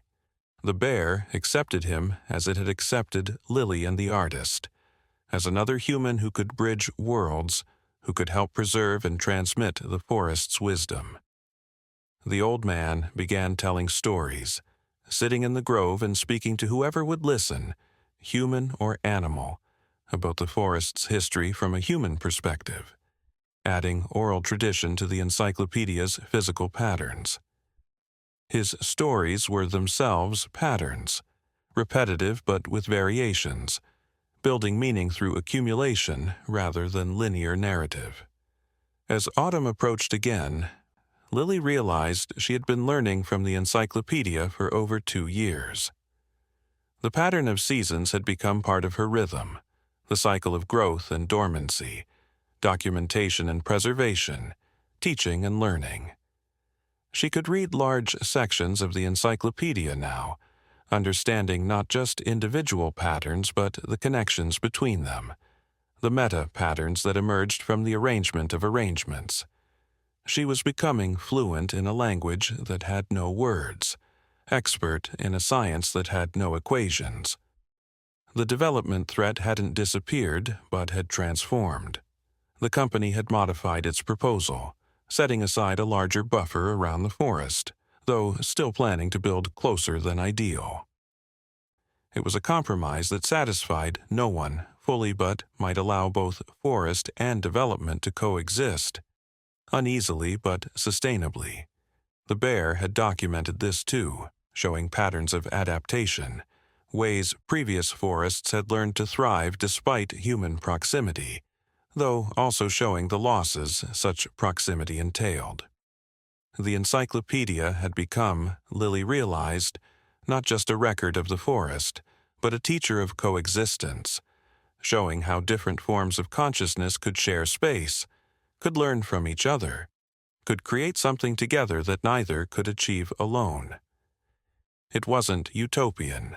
The patterns showed plenty of conflict, competition, failure. But they also showed resolution, cooperation, success. The forest's wisdom included the full spectrum of experience, not just the pleasant or inspiring parts. Winter arrived with unusual severity, ice storms followed by deep snow that made the grove inaccessible for weeks. When Lily finally managed to return, she found the bear had been busy, creating snow and ice sculptures that extended the Encyclopedia into 3 dimensions, temporary additions that would melt with spring, but would leave their mark in memory and meaning. The Encyclopedia had always been 3-dimensional, really 4-dimensional when you considered time, but the ice structures made this dimensionality more visible, more obviously intentional. She also found new contributors, animals she hadn't seen before who had discovered the grove during her absence. A pair of wolves who arranged bones with careful precision, an eagle who brought objects from miles away, things that shouldn't be in the forest but were, human detritus that had become part of the ecosystem whether welcome or not. Even a young human, a teenager who had found the grove independently and had been adding patterns of their own, using materials that bridged natural and artificial in ways that would have seemed wrong once, but now felt necessary. The bear welcomed all contributors, teaching each in the way they could best learn, through demonstration for some, through patient repetition for others, through play for the youngest, through quiet companionship for the oldest. The Encyclopedia was becoming truly collective, a forest-wide project that included every consciousness capable of intentional arrangement, every being that could recognize pattern and contribute to meaning. It was what the mother bear had perhaps always envisioned, though even she might be surprised by how it had evolved.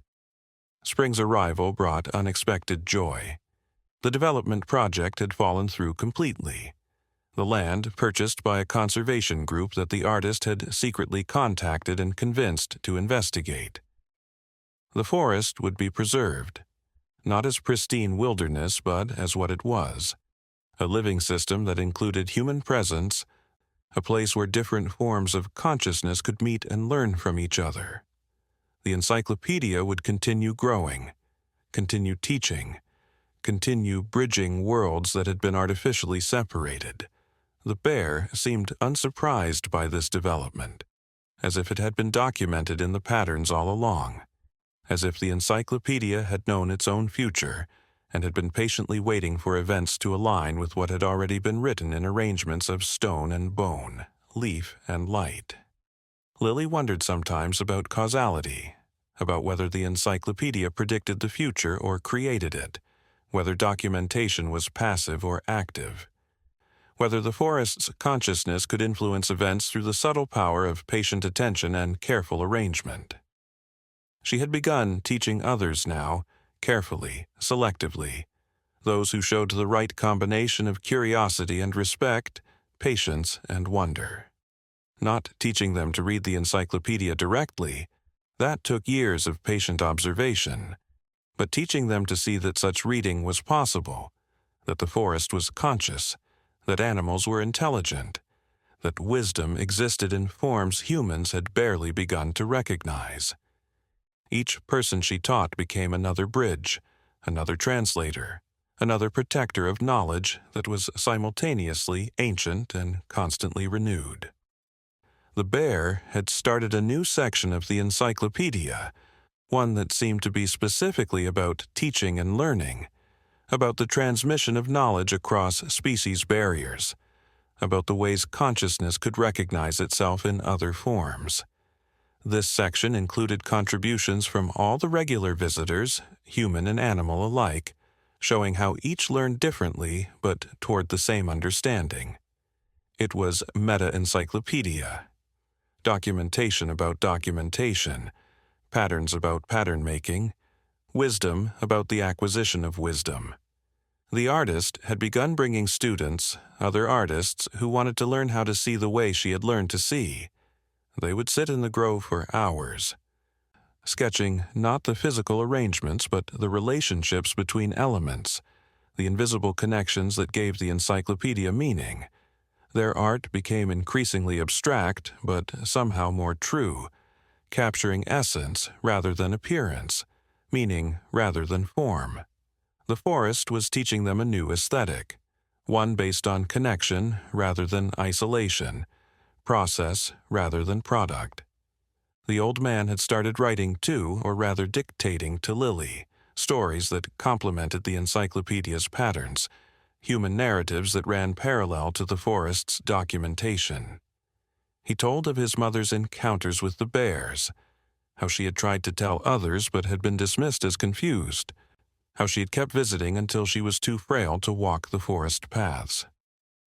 He told of changes he had witnessed, species that had disappeared, others that had arrived, the slow transformation of the forest over human timescales that were still just moments in the encyclopedia's deeper time. The teenager brought friends, carefully chosen, those who wouldn't betray the grove's location to those who might harm it. They added their own patterns, using materials that reflected their generation's relationship with nature.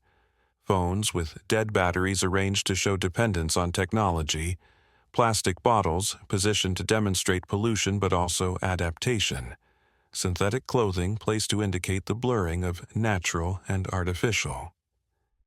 The bear incorporated all of it, showing that the encyclopedia wasn't nostalgic for a pure past, but engaged with the complex present. Summer brought a richness to the grove that Lily had never seen before. The encyclopedia had reached some kind of critical mass where its patterns began generating new patterns spontaneously, where the relationships between elements created emergent properties that surprised even the bear. Mushrooms grew in formations that extended the arranged patterns into living sculpture. Vines wove themselves through materials in ways that added layers of meaning. Even the light seemed to participate, creating shadows that completed patterns, revealing connections that were invisible in direct observation. The bear had begun what could only be called teaching sessions, times when it would create simple patterns and then wait for others to extend or respond to them. Animals and humans alike participated in these sessions, each adding elements according to their understanding, their capability, their perspective. The results were sometimes chaotic, sometimes beautiful, always meaningful in ways that took time to fully appreciate. The encyclopedia was becoming not just a record, but a language, a way for different consciousnesses to communicate across the vast gaps of species difference. Lily understood now that this had always been the goal, not just to document the forest's wisdom, but to create a means of communication between all conscious beings.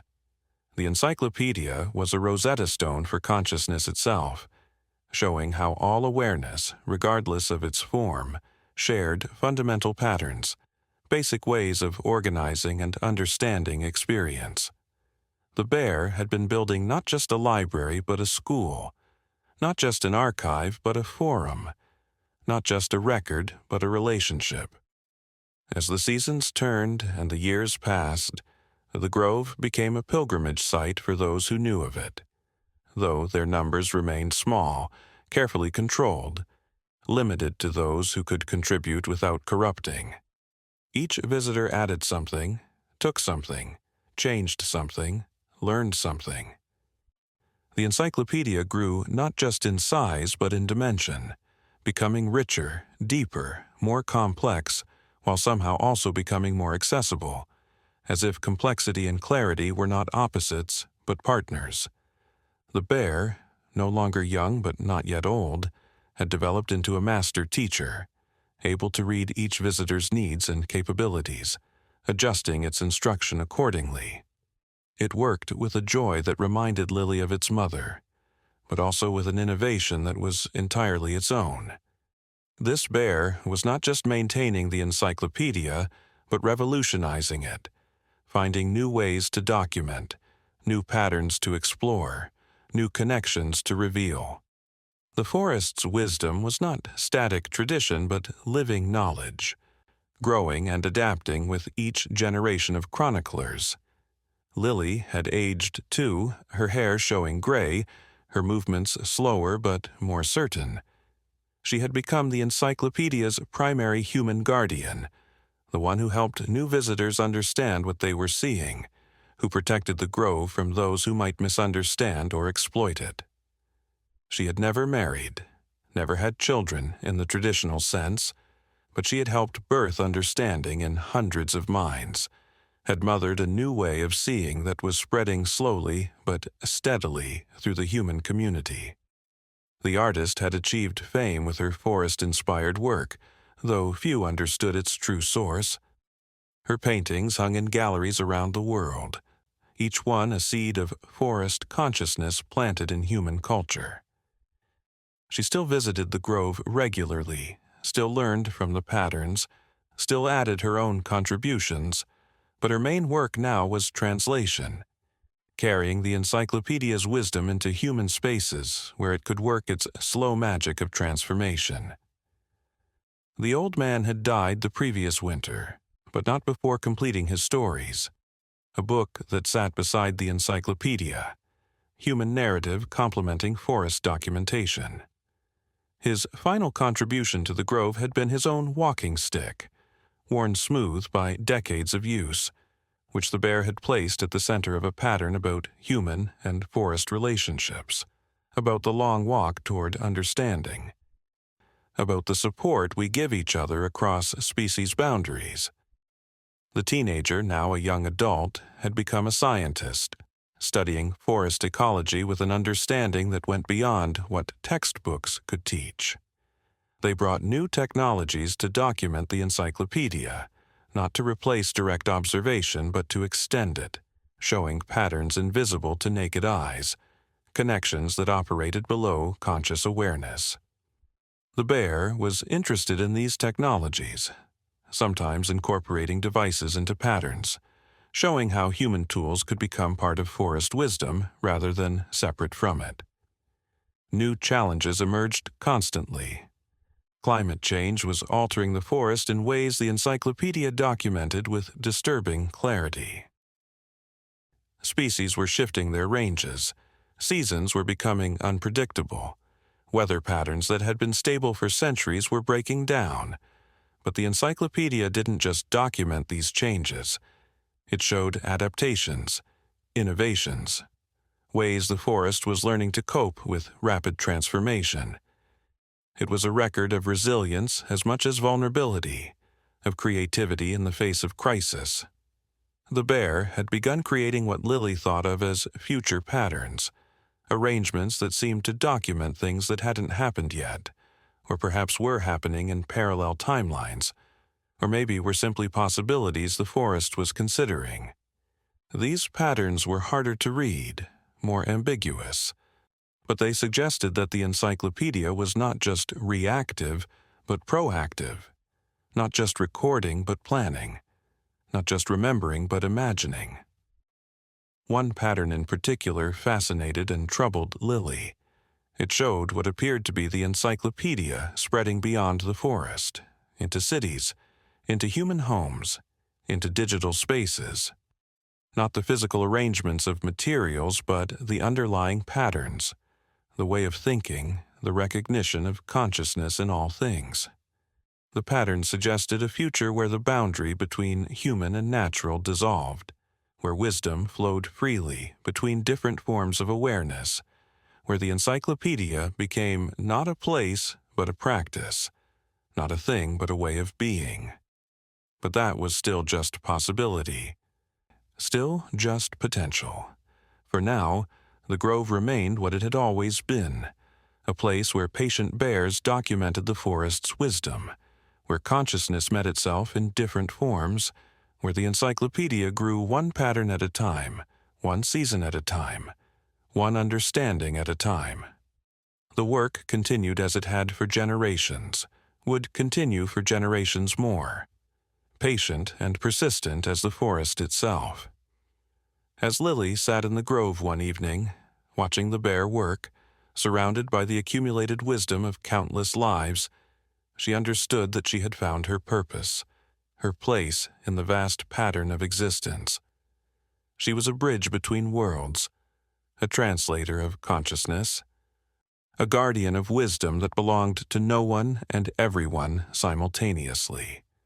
The encyclopedia had taught her that meaning came not from individual achievement, but from participation in something larger, older, deeper than any single life could encompass.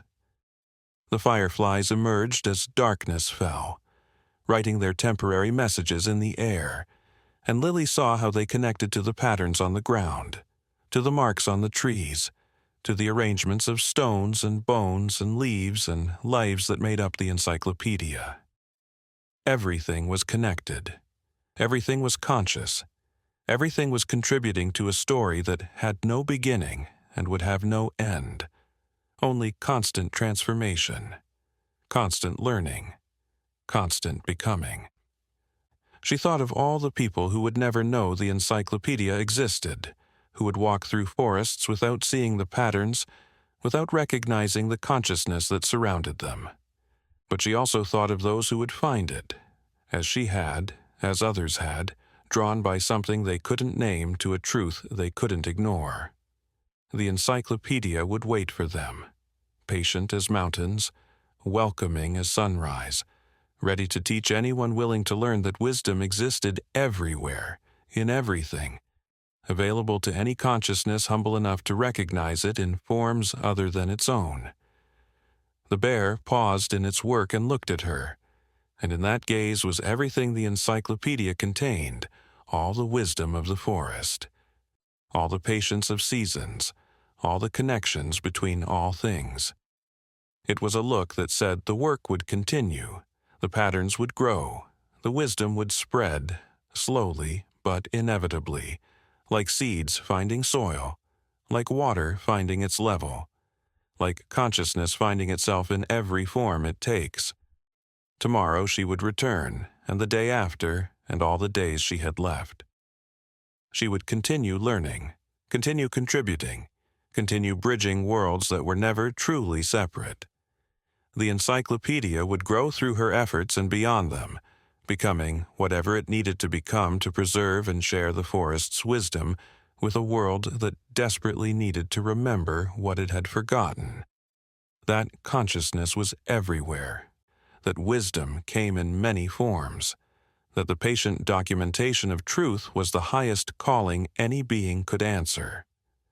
The grove settled into evening stillness, but it was a stillness full of potential, pregnant with tomorrow's patterns, alive with the constant quiet work of consciousness knowing itself through endless patient observation and careful arrangement. The encyclopedia breathed with the forest, grew with the seasons, evolved with each generation, always becoming more than it was while remaining essentially what it had always been, a love letter from the forest to itself, from consciousness to consciousness, from the part to the whole and back again, forever and always. As long as there were bears to arrange stones and humans to wonder why.